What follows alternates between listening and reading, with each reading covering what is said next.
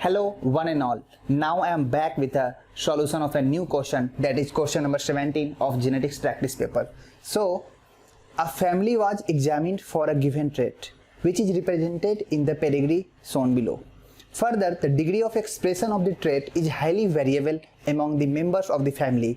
Some are only slightly affected while others develop severe symptoms at early age.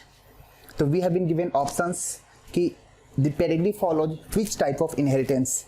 Either it can be X-linked dominant, it can be X-linked recessive mutation or mitochondrial inheritance, and variable expression can be due to heteroplasty.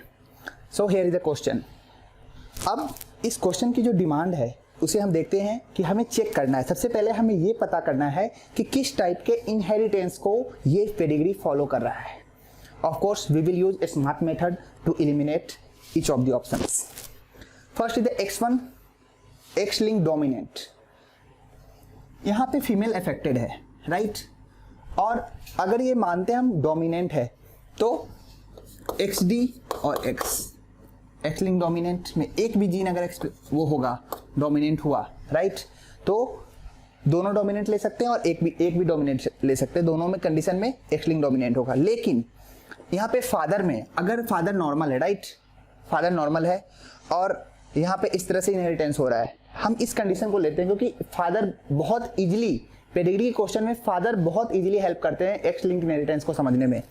मान लेते हैं यहाँ पे father affected है, XDY इसका genotype है और ये फादर अपना X क्रोमोसोम बिल्कुल डॉटर को देगा, राइट, और डॉटर यहाँ पे अफेक्टेड नहीं है, मींस ये पेडिग्री X-linked डोमिनेंट नहीं हो सकता। तो इस ऑप्शन को हम इलिमिनेट कर देते हैं, ये ऑप्शन नहीं होगा, right. Next X-linked recessive mutation. X-linked recessive mutation में आपको पता है कि जो कंडीशन होगा XD रिसेसिव है तो डिजीज होने के लिए दोनों एलील का होना जरूरी है अफेक्टेड। दोनों एलील पे अगर वो पार्टिकुलर जीन है तब जाकर हमारा वो डिजीज कॉज होगा, म्यूटेशन है तो, ठीक है।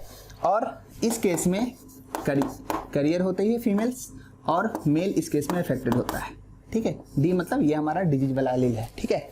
ये फीमेल में अगर डिजीज हो रहा है X-linked रिसेसिव, इसके लिए फादर भी X देता है और मदर भी X देती है और रिसेसिव कंडीशन है मतलब होमोजाइगस का होना जरूरी है। ये सिचुएशन में ही अफेक्टेड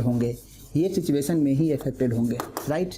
अगर यहाँ पे हम देखते हैं, यहाँ पे फादर नॉर्मल है, राइट, ये मदर है, ये फादर है, यहाँ पे मदर अफेक्टेड है, फादर नॉर्मल है, फादर XY है, मदर अफेक्टेड है मतलब XD है, राइट।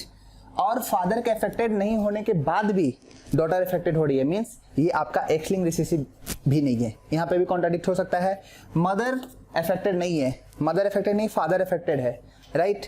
तो फादर अगर अफेक्टेड है तो अगर हम मानते हैं फादर XDY है, ठीक है, तो यहाँ पे कोई भी नहीं आ रहा है, तो यहाँ पे तो नहीं, हमारा यहीं से एलिमिनेट हो गया क्वेश्चन, राइट। तो हम इसको यहीं से देख लेते हैं, ये हमारा ये भी ऑप्शन गया। तीसरा आ रहा है माइटोकॉन्ड्रियल इनहेरिटेंस। एक चीज देखते हैं, सबसे पहले हम माइटोकॉन्ड्रियल इनहेरिटेंस को समझते हैं। एक्चुअली हमारे अंदर सेल में हमारे पास जो सेल है, ठीक है, इस सेल में आपको पता है जो ओवम होती है, ओवम के पास अपना न्यूक्लियस होता है और साइटोप्लाज्म होता है। स्पर्म इस तरह से एंटर करता है, राइट। स्पर्म अपना न्यूक्लियस इंसर्ट करता है, स्पर्म के न्यूक्लियस से प्रोन्यूक्लियस ये सब सारी चीजें बनती है और ये फर्टिलाइजेशन होता है। और पूरा के पूरा सेल में जो साइटोप्लाज्म है वो मदर का है, वो किसका है? मदर का है, वो फीमेल का है, राइट, मेल पार्टनर का नहीं है। तो आपको पता है कि हमारे सेल में न्यूक्लियर जीन्स के अलावा साइटोप्लाज्म में भी जीन्स प्रेजेंट होते हैं, जैसे कि माइटोकॉन्ड्रिया। तो माइटोकॉन्ड्रिया के पास अपना डीएनए होता है, अगर उन डीएनए में कोई म्यूटेशन हो रहा है तो उनके कारण भी डिजीज होती है। और चूंकि ये मदर के थ्रू इनहेरिट होता है तो इसको बोलते हैं मैटरनल इनहेरिटेंस, और चूंकि माइटोकॉन्ड्रिया साइटोप्लाज्म का पार्ट है इसलिए इसको बोलते हैं साइटोप्लाज्मिक इनहेरिटेंस। प्लांट के केस में ये प्लास्टिड्स में भी होते हैं इस तरह के डीएनए, इसलिए प्लास्टिडियल इनहेरिटेंस और माइटोकॉन्ड्रिया वहां पे दो है, ठीक है, प्लास्टिड्स और माइटोकॉन्ड्रिया दोनों ही इस तरह के साइटोप्लाज्मिक इनहेरिटेंस और माइटोकॉन्ड्रियल इनहेरिटेंस में रोल प्ले करते हैं।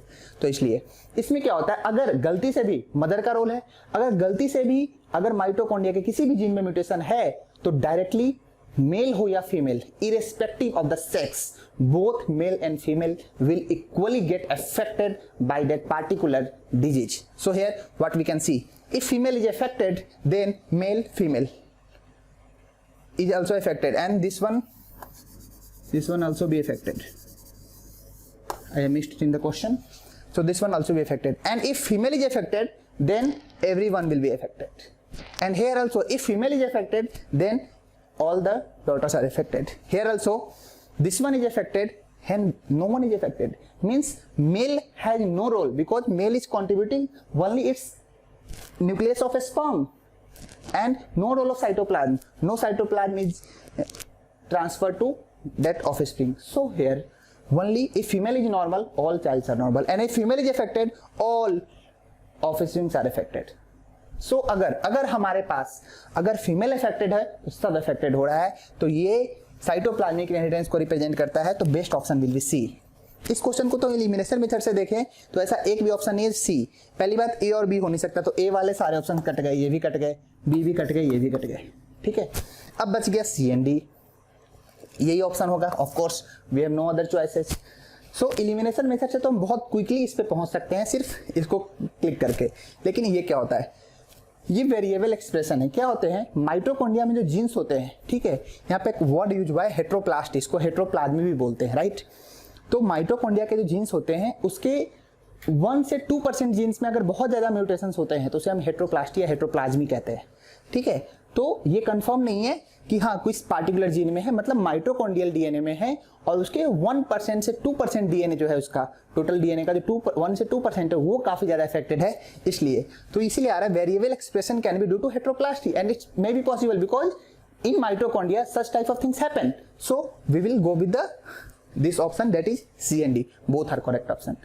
और एक चीज और यहाँ से हिंट मिल रहा है क्वेश्चन से, जब भी पेडिग्री के क्वेश्चंस में अगर आपको मदर इफेक्टेड दिखे और सारे के सारे ही इफेक्टेड दिख रहे हैं, ठीक है, irrespective of the sex whether it's male और फीमेल, तो वो आंसर आपका मैटरनल इनहेरिटेंस होता है और साइटोप्लाज्मिक इनहेरिटेंस होता है। माइटोकॉन्ड्रियल इनहेरिटेंस भी अगर ऑप्शन में हो, अगर ह्यूमन है तो जाएगा, या फिर अगर प्लांट हो तो प्लास्टिडियल इनहेरिटेंस भी है तो ये जाएगा। This is all about this question, और ये काफी अच्छा क्वेश्चन है, और ये CSI नेट JRF जून में ही पूछा गया 2019 में। I hope you might have got the answer. Thank you so much.